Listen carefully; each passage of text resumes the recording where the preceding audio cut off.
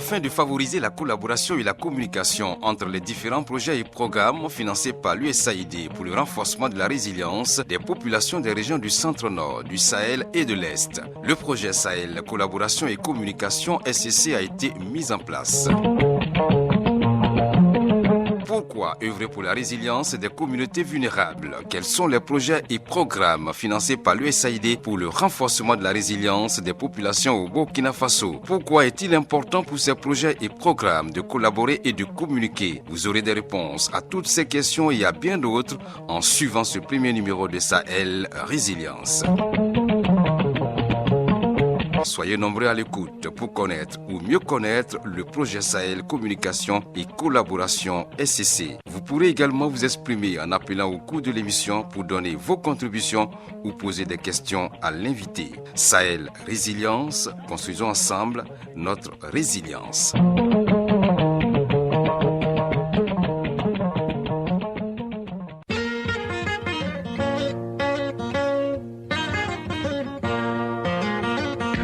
Sahel Résilience, Sahel Résilience. Sahel Résilience, une émission du projet Sahel Collaboration et Communication SCC qui met en lumière les activités des projets et programmes financés par l'USAID pour le renforcement de la résilience des populations vulnérables au Burkina Faso. Sahel Résilience, une émission présentée par Alima Kansai et Abdoulaye Ouedraogo. Sahel Résilience, c'est un mercredi sur 2 sur les ondes de Radio Burkina. Sahel Résilience, construisons ensemble notre résilience.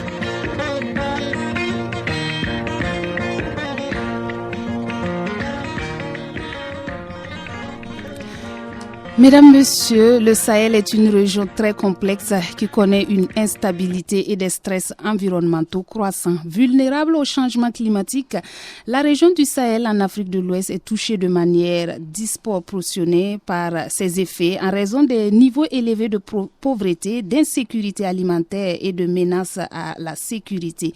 Malgré tout cela, la population est croissante le plus rapidement dans le monde, mais sa jeunesse a du mal à réaliser son potentiel en raison de la sous-performance de ses économies.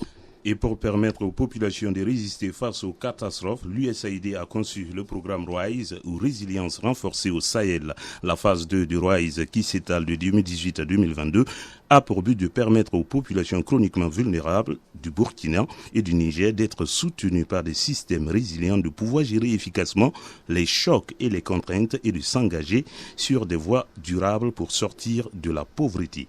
Et d'un coût de 240 millions au Burkina Faso, le programme RISE 2 est mis en œuvre par des projets et programmes pour le renforcement de la résilience des populations des régions du Sahel, du centre-nord et de l'Est, pour le renforcement de la collaboration et la communication entre les différents projets et programmes de la deuxième phase de RISE et favoriser l'apprentissage, l'adaptation. L'USAID a mis en œuvre en place en 2019 le projet Sahel Collaboration et Communication, en abrégé SCC. Pourquoi est-il important pour les projets et programmes financés par l'USAID pour le renforcement de la résilience des populations vulnérables de collaborer et de communiquer? Comment se fait la collaboration et la communication entre les projets et programmes de RISE 2? La connaissance, du projet Kiswensida Sahel Collaboration Communication s'avère donc nécessaire, d'où le sens de ce premier numéro de cette émission Résilience Sahel qui se veut une tribune de découverte, d'information et bien sûr de sensibilisation des différentes actions des projets et programmes de l'USAID. Pour animer cette émission, je suis Kiswensida Abdoulaye Ouedraogo et je ne suis pas tout seul, je suis avec sur ce plateau Alima Kansai. Bonjour. Kiswensida, bonjour, amis auditeurs. Bonjour et bienvenue à tous à ce premier numéro de Résilience Sahel. Alors, Kiswensida, comme annoncé, ce premier numéro, c'est un cadre d'information et de visibilité du projet Sahel Collaboration et Communication SCC. Et nous recevons pour vous, fidèles de Radio Burkina, monsieur Laurent Kiango. Il est le directeur adjoint du projet Sahel Collaboration et Communication de SCC. Monsieur Kiango, bonjour et merci pour la fidélité. Bonjour. Alors, dans cette émission, Kiswen Sida, ils interviendront également des partenaires de Sahel Collaboration et Communication. Il s'agit du président du conseil régional du Centre Nord et les maires de la commune de Kaya et bien sûr de Piscila. Et avec eux, il sera question de mieux cerner l'intérêt de Sahel Collaboration et Communication dans ces communes. Amis des ondes, cette émission se veut aussi interactive et vous pouvez nous appeler au 25 30 49 93 ou encore au 25 33 33 37 pour des témoignages ou des questions à l'endroit de notre invité, Monsieur Laurent Tiango. Il est le directeur adjoint du projet Sahel Collaboration et Communication. Alors, Monsieur Tiango, vous êtes donc le DICOP de Sahel Communication et Collaboration. Alors, expliquez-nous, qu'est-ce que c'est que le projet Sahel Collaboration et Communication? Ok, merci pour la première question. Donc, le projet de collaboration et de communication au Sahel est un projet financé par l'Agence des États-Unis pour le développement, donc ce que vous entendez communément appelé USAID. Ce projet est mis en œuvre par l'ONG Mercy Corps, en partenariat avec Equal Access International, qui est notre partenaire privilégié dans le secteur des communications. On a aussi un partenaire qu'on appelle Tulane University, donc l'université de Tulane aux États-Unis, et nous accompagne dans la question d'apprentissage et tout ce qui est gestion adaptative à travers les recherches et les sessions de réflexion pour apprentissage. Et au niveau local, nous avons aussi un partenaire local que vous connaissez probablement, le Centre pour la gouvernance démocratique, CGD, ici au Burkina. Et nous avons aussi un partenaire régional qui appuie la communication stratégique avec le gouvernement local qu'on appelle NIEL. Ils sont basés à Dakar, mais ils appuient le projet SCC ici au Burkina et au Niger. Alors, Monsieur Tiango, quels sont les objectifs du projet SCC? Ok, donc comme vous l'entendez, ce projet, c'est un projet de collaboration et de communication. Donc, les SCC en soi cherchent à promouvoir la collaboration, l'apprentissage et l'adaptation entre tous les partenaires d'exécution de USAID. Mais pas seulement les partenaires, il y a les communautés qui participent aux différentes activités que USAID finance. On a les institutions du gouvernement qui sont acteurs dans le secteur de résilience. Ils font partie de ces lots de communication et de collaboration. Mais tout ça, nous le faisons ensemble avec les acteurs de la société civile dans le but de soutenir l'amélioration de l'impact de développement. Alors, comment nous délivrons cet objectif? Nous le faisons à travers 3 résultats intermédiaires. Et le premier, nous essayons d'accroître la collaboration entre les partenaires de mise en œuvre de projets USAID. Comme vous avez entendu vous-même à l'introduction, on a ces grands programmes USAID qu'on appelle RISE-D, qui est un programme de résilience accrue au Sahel. Donc, il y a beaucoup de partenaires qui œuvrent dans ce projet et nous essayons d'assurer un mécanisme de collaboration entre ces partenaires-là. Alors, au deuxième résultat intermédiaire, nous soutenons l'apprentissage et la recherche en vue d'une gestion adaptative. Et comme vous le savez, chaque jour, il y a des choses qui changent et nous devons accompagner les partenaires pour comprendre tous ces changements, apprendre de ces changements en vue d'une gestion adaptée dans leur mise en œuvre quotidienne. Et au troisième résultat, nous essayons de promouvoir une communication stratégique pour faire connaître les investissements de USAID au public cible que vous êtes. Et tout ceci a envie d'arriver à un impact collectif des investissements que USAID fait dans nos 2 pays. Un très bel objectif, promouvoir la collaboration et l'apprentissage entre tous les partenaires de l'USAID. Alors, dites-nous, Monsieur Tiango, qu'est-ce qui a motivé la mise en œuvre du projet Sahel Collaboration et Communication? Ok, merci beaucoup pour cette question. En fait, pour USAID, ils ont remarqué qu'il y avait un déficit en matière de collaboration, d'apprentissage et de gestion adaptative, puis le manque d'informations crédibles pour le public cible sur le travail que le gouvernement américain fait ici au Burkina et la promotion de sa contribution au développement local. Et ce déficit a poussé USAID à penser à un programme uniquement pour soutenir cet aspect de collaboration et d'apprentissage. Et au fait, il est à noter ici que, si vous vous souvenez, entre 2013 et 2018, il y avait un projet qu'on appelait SAREL, qui avait aussi mandat de promouvoir cette approche de collaboration et de communication. Mais SAREL avait un peu d'insuffisance qui faisait que la plupart d'activités se faisaient au niveau national avec les grands dirigeants de différents projets. Mais avec le SCC, nous avons dit non, il faut faire une correction à cela et nous avons procédé à l'approche un peu de proximité. Avec par exemple le projet Sahel, il n'y avait pas un bureau ici au Burkina. Tout s'est piloté à partir du Niger. Mais avec le programme SCC, nous venons d'installer tout un bureau pays avec une équipe pour renforcer cet aspect de collaboration, d'apprentissage et de communication au Burkina Faso. Nous avons un bureau régional au centre nord basé à Kaya. Donc vous voyez qu'on est en train de procéder différemment de ce que Sahel a pu faire entre 2013 et 2018. Alors, recenser les insuffisances pour mieux faire, corriger, voilà le tir. Alors, Monsieur Thiango, vous avez évoqué le programme RISE 2. De quoi s'agit-il exactement? Ok. Quand on parle de RISE 2, ça veut dire qu'il y avait aussi RISE 1. Donc, le projet RISE 2, c'est une continuité de l'initiative RISE, qui est un programme de résilience visant le renforcement et l'accroissement de la résilience au Sahel.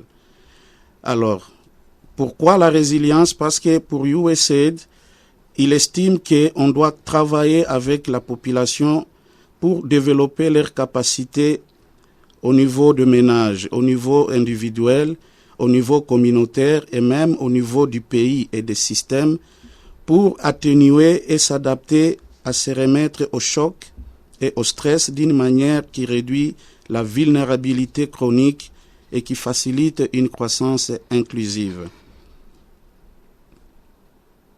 Donc voilà un peu le sens de ce programme RISE Day qui cherche à vraiment renforcer la résilience communautaire à travers les différents volets que USAID est en train de financer au pays.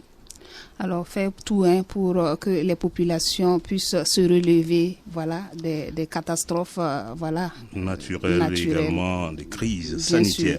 Le mot résilience, un mot qui revient tout moment lorsque M. Thiango s'en va dans les explications. Nous avons ce matin tendu notre micro à quelques auditeurs de la RTB Radio pour comprendre leur compréhension, voilà, pour écouter leur compréhension du mot résilience à travers un micro-trottoir, et nous vous proposons ce micro-trottoir dans cette émission Résilience Sahel. Je suis Bayala Daouda et pour moi la résilience c'est la capacité de résister à un choc métal, soit une crise, soit une population qui tente de lutter contre un mal dans un pays. On peut apprendre ça comme une résilience. Mon nom c'est Tiendebego Fatima. Pour moi, la résilience, c'est le fait de tenir face à un obstacle, psychiquement en fait. C'est le fait de pouvoir braver un obstacle et aller de l'avant.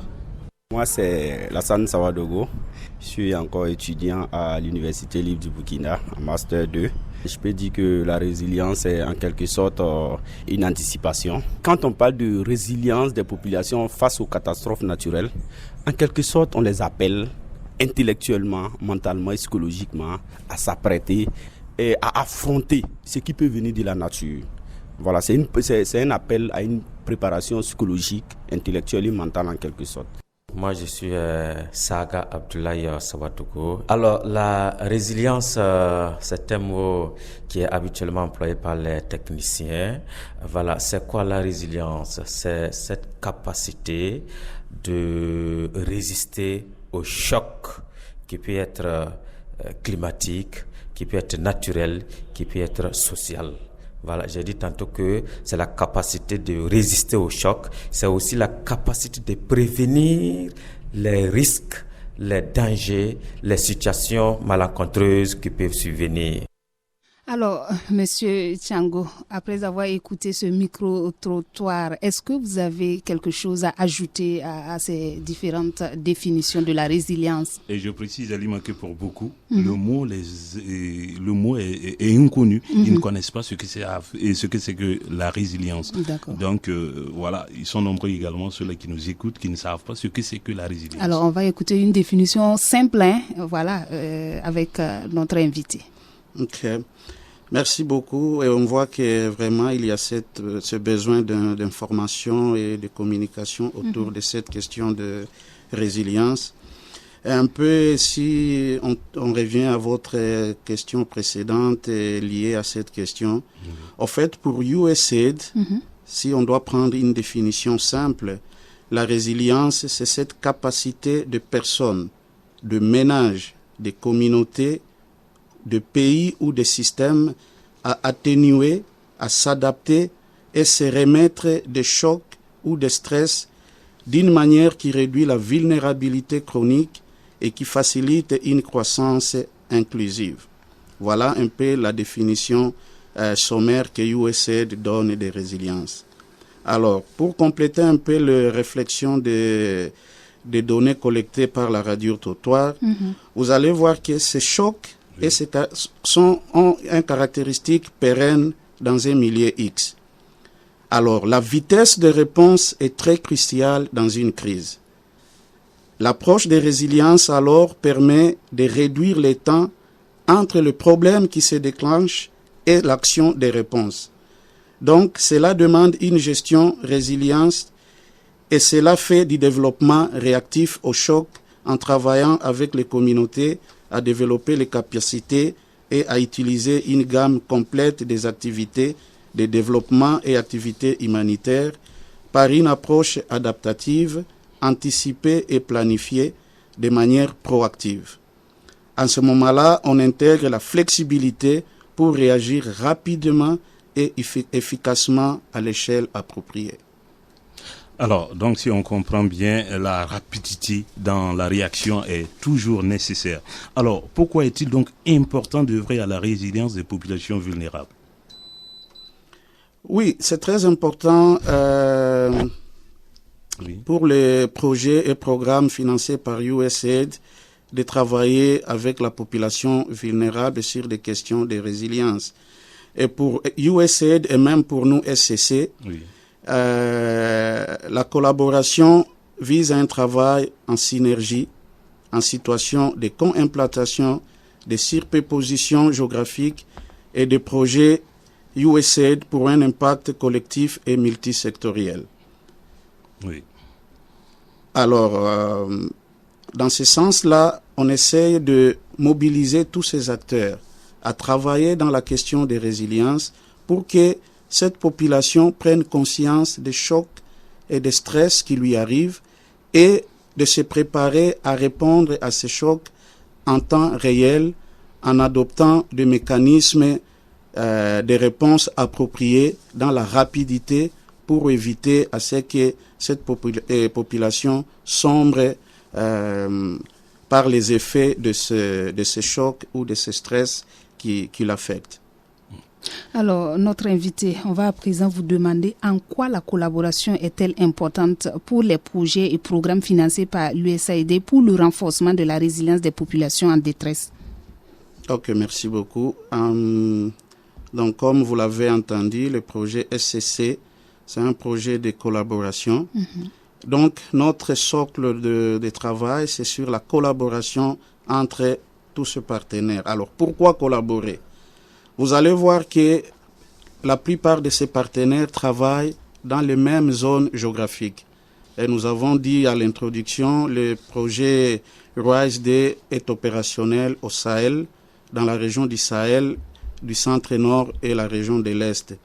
Alors, pour éviter à ce qu'il y ait duplication d'efforts ou bien perte de ressources, nous essayons d'amener tous ces partenaires ensemble pour qu'ils se parlent, qu'il découvre qui fait quoi et où en ce moment-là.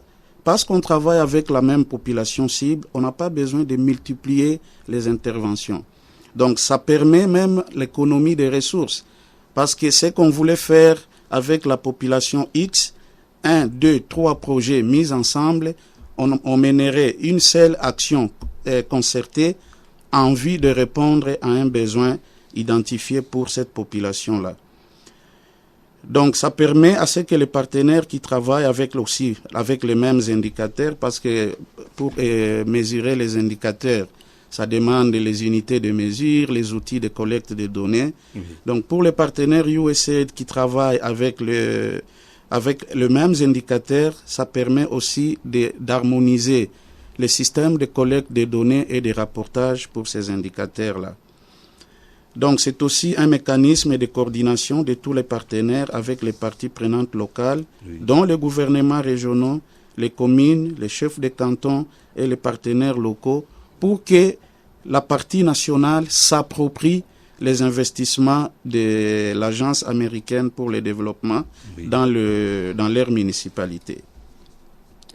Voilà, mesdames, messieurs, vous êtes à votre émission Résilience Sahel. C'est le premier numéro de cette émission sur les antennes de Radio Burkina.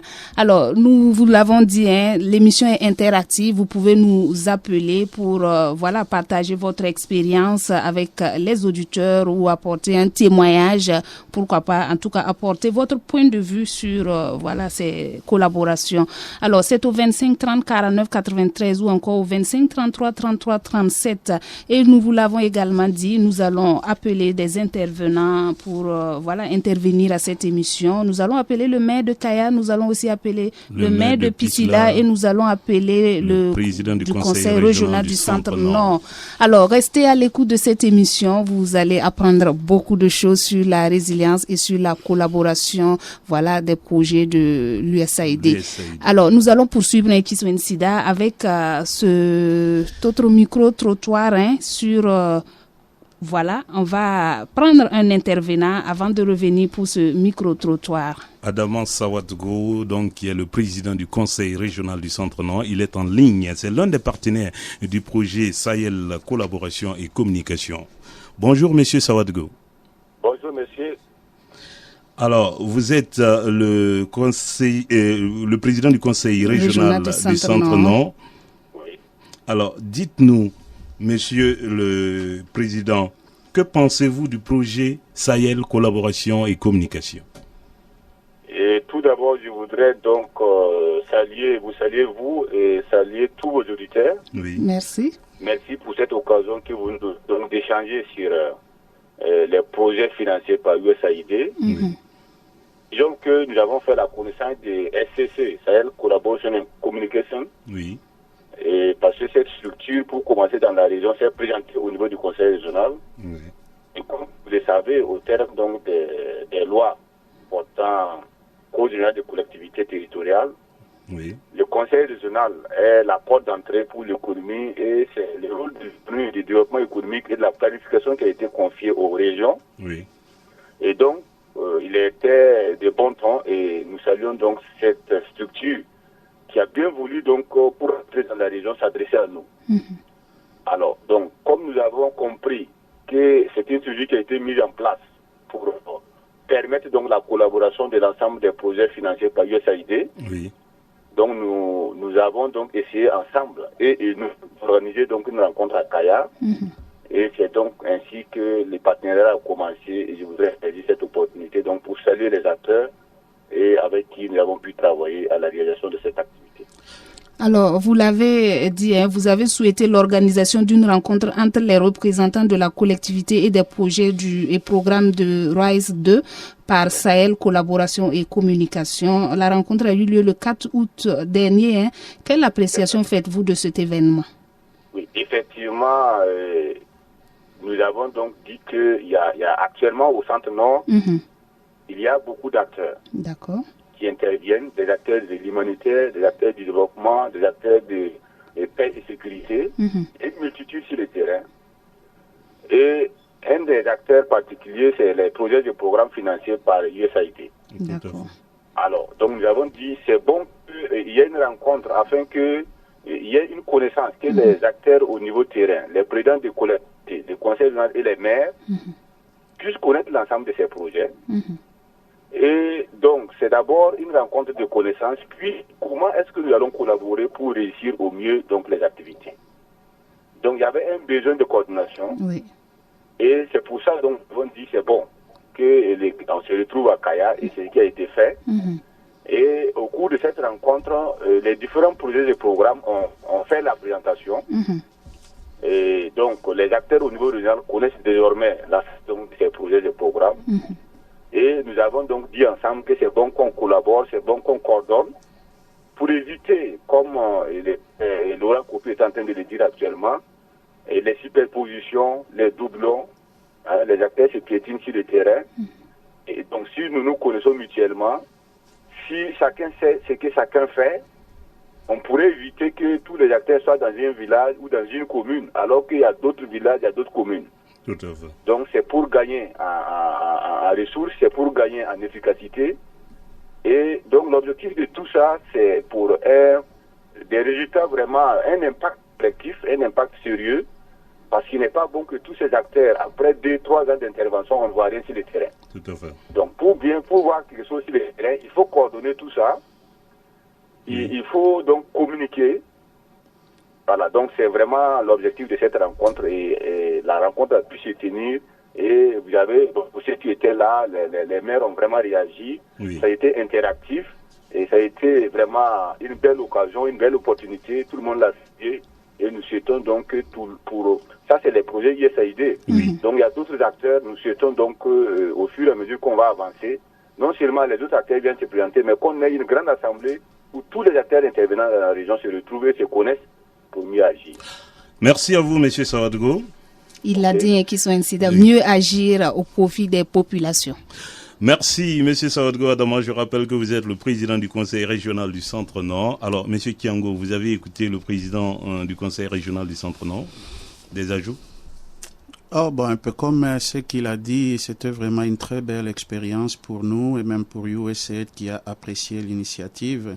Comme je le disais, dans cette dynamique de collaboration, il n'y a pas que le partenaire de mise en œuvre de USAID qui sont concernés, mais il y a aussi les institutions de l'État qui sont concernées. Et pour le Centre Nord, c'était vraiment une première expérience qui va motiver même la duplication de l'expérience avec les conseils régionaux de l'Est et du Sahel pour qu'ils comprennent aussi que non, USAID est là à côté du gouvernement du Burkina avec sa contribution au développement et aux réponses humanitaires pour accompagner les pays vers un développement durable.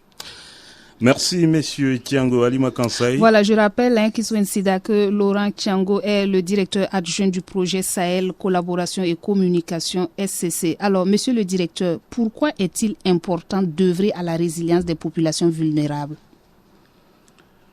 Je pense qu'on a touché un peu ce point encore. En fait, si vous voyez la dynamique du développement humain, tous nous aspirons vers le bien-être, qui est notre but ultime. Or, à un certain moment de l'histoire, il se fait que dans notre marche vers ce développement ou à l'atteinte de notre but ultime, qui est le bien-être, nous connaissons des chocs, nous connaissons des stress qui deviennent des freins à ce pas vers le bien-être qui est notre but ultime comme personne humaine.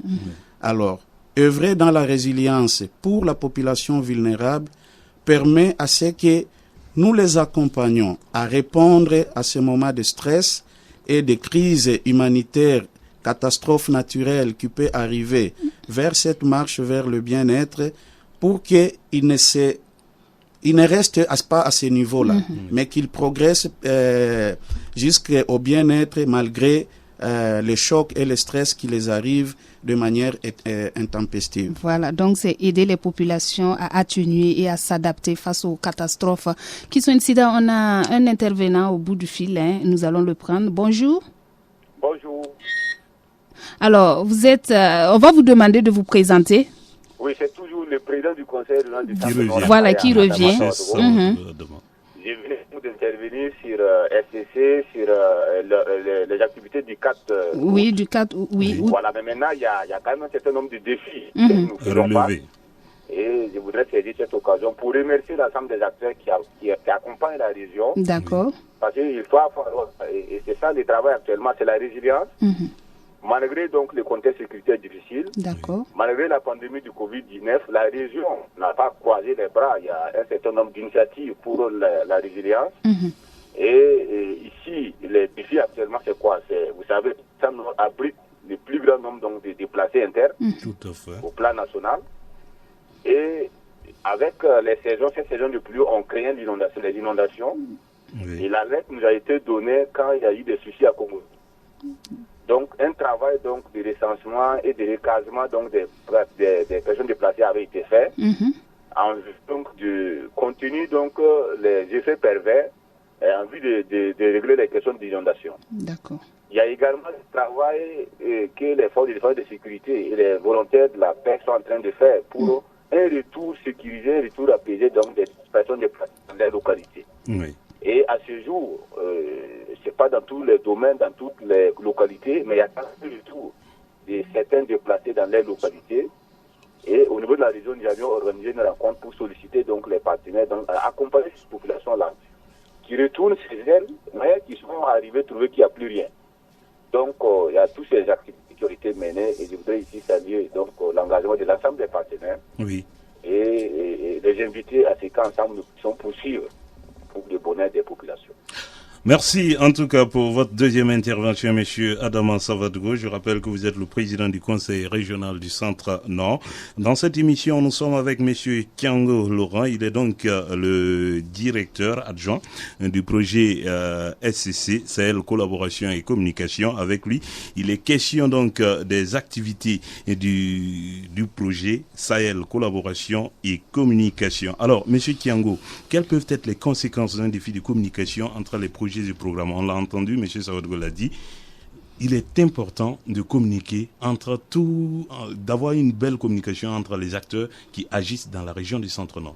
Alors, dites-nous, quelles peuvent être les conséquences d'un déficit de communication entre les projets et programmes? Oui, merci pour cette question. C'est vraiment très important parce que le manque de communication, le manque de collaboration ne peut conduire qu'à une perte de ressources. Parce que je prends l'exemple, je vais appuyer Monsieur X dans son champ avec, je ne sais pas, de l'engrais chimique ou je ne sais pas, des intrants agricoles. Mais moi, je donne une partie d'intrants, quelqu'un d'autre vient pour la même personne, il donne le même intrant. Un autre projet arrive pour la même personne, il donne le même intrant. Vous allez voir que même le bénéficiaire de ces intrants ne saura pas quoi en faire.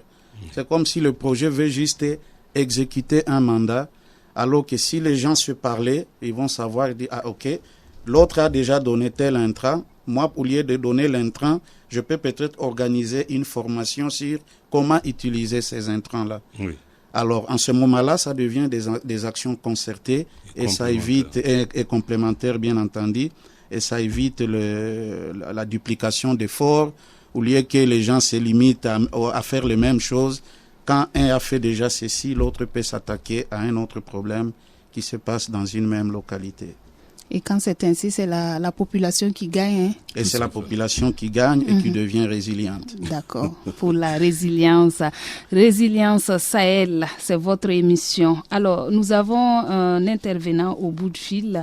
Il s'agit du maire de Pissila. Voilà, il est au bout de fil.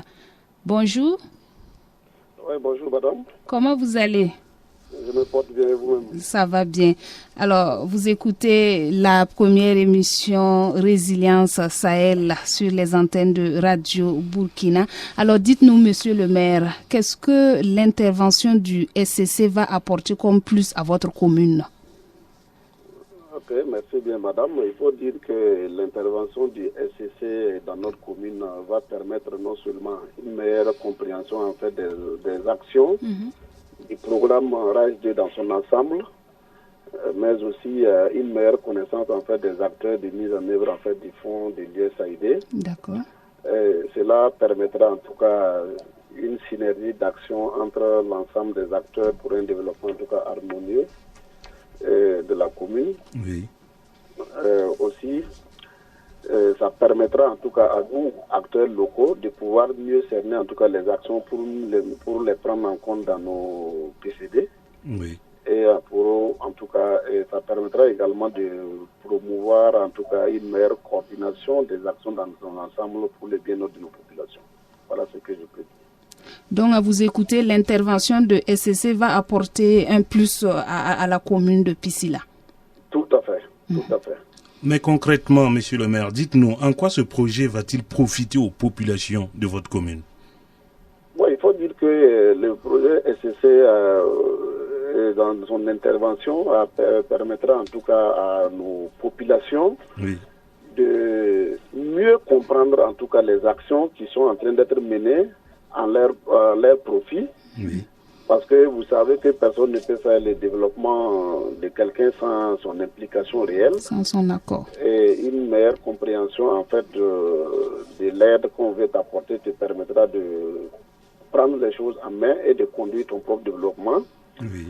Et je pense que l'intervention de SCC contribue dans ce sens-là, parce que l'ensemble des projets de RISE 2, notamment, interviennent dans plusieurs composantes comme la sécurisation des terres au profit des couches vulnérables,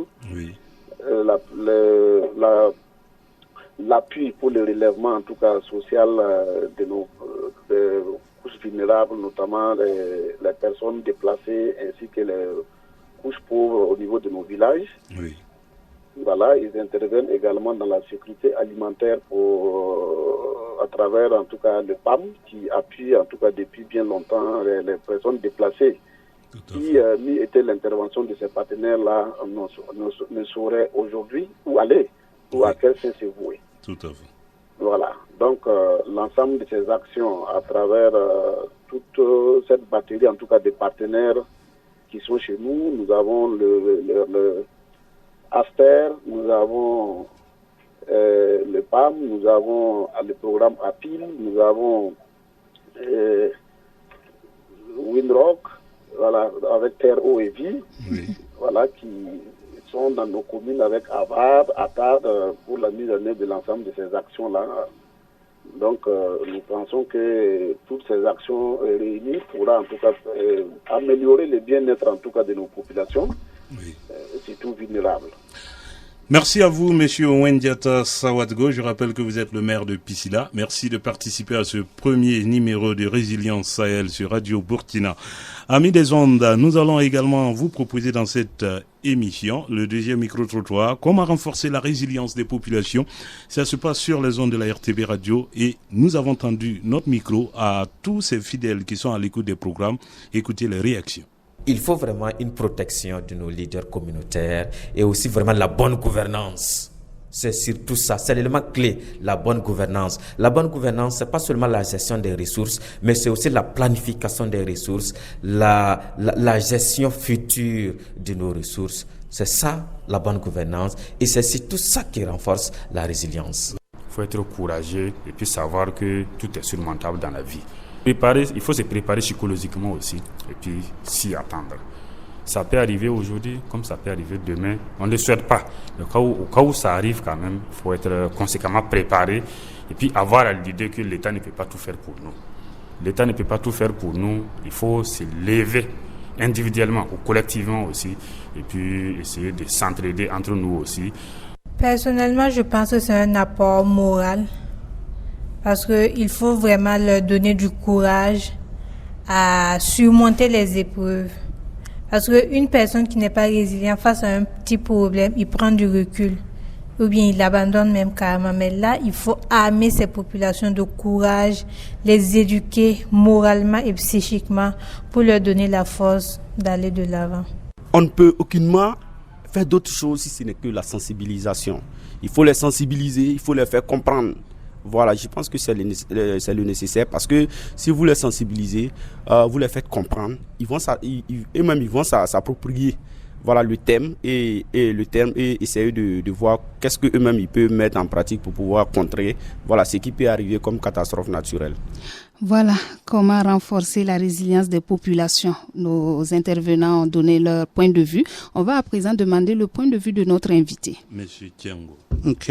En fait, c'est de très bonnes réponses qu'ils viennent de donner. Si je peux ajouter quelque chose, le renforcement de la résilience passe par une gouvernance anticipative. En fait, les chocs, les catastrophes qui nous arrivent, il y en a qui peuvent être des surprises à nos gouvernants, à nos gouvernés et consorts, mais la plupart, vous allez voir que c'est des chocs qui sont récurrents. Donc, on sait par exemple que pendant la période de pluie, il y a risque d'inondation.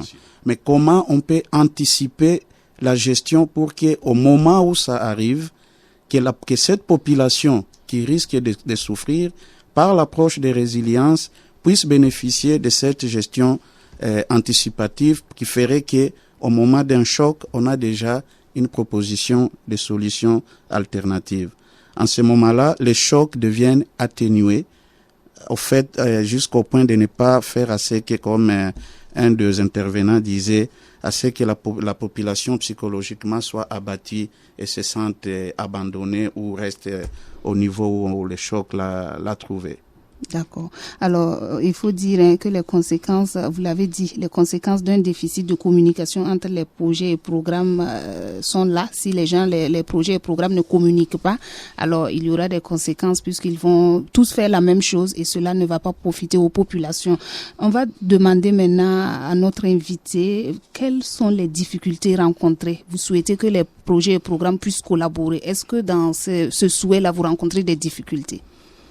Bon, il y a quelques difficultés, c'est surtout l'aspect temps. Des fois, quand vous développez des initiatives, des rencontres pour des discussions, des échanges, il faut s'assurer que les temps que vous proposez sont en harmonie avec le cahier des charges de chaque partenaire. Donc ça, c'est le plus grand déficit.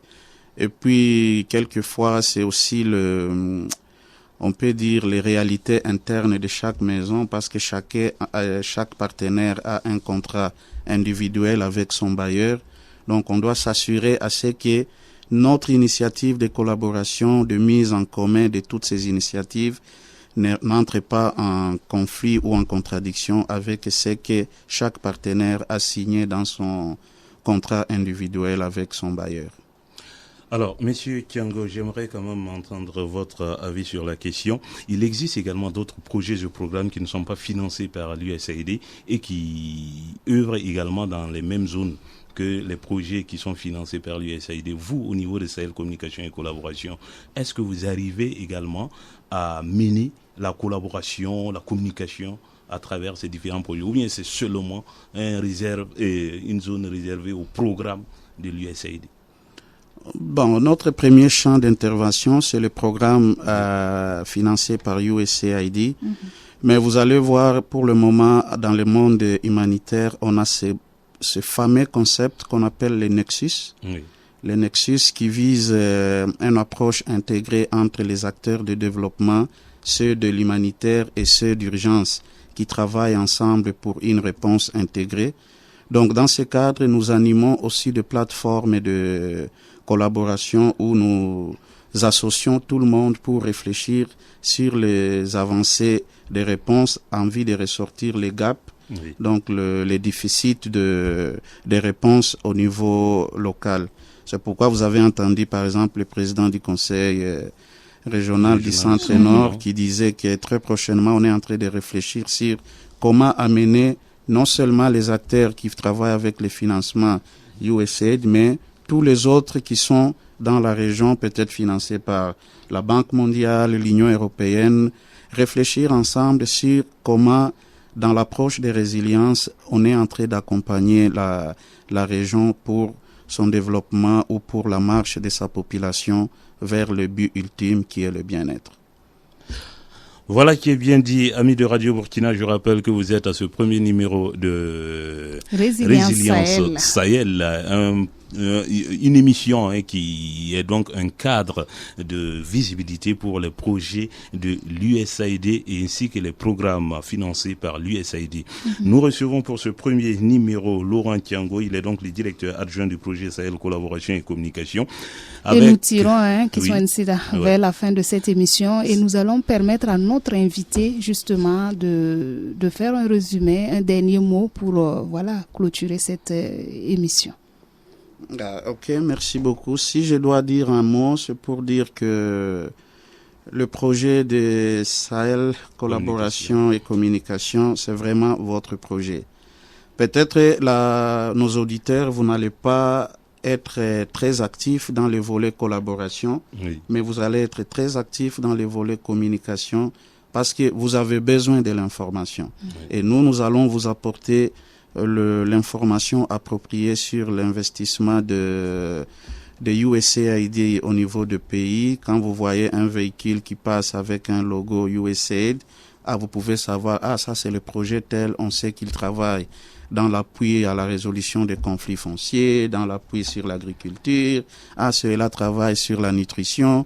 Donc, il y a plusieurs projets qui sont financés et vous aurez l'opportunité à travers ce programme radio sur la résilience à découvrir à chaque numéro les différents types de programmes et projets mis en œuvre par USAID au Burkina.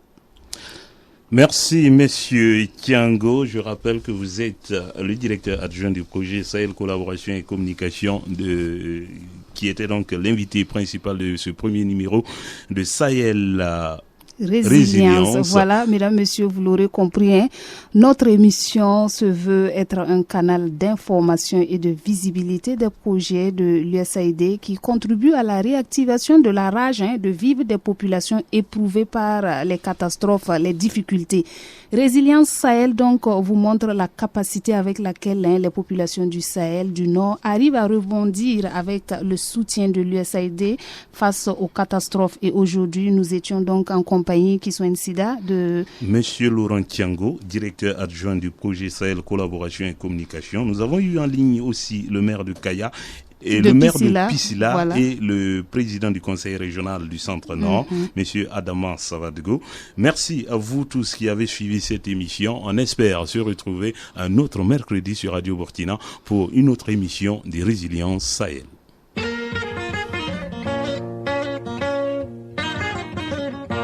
C'était Sahel Résilience, une émission du projet Sahel Collaboration et Communication, SCC, financée par l'Agence des États-Unis pour le développement international, USAID. Sahel Résilience avec Alima Kansai et Abdoulaye Ouedraogo. Rendez-vous dans 2 semaines. Sahel Résilience, construisons ensemble notre résilience.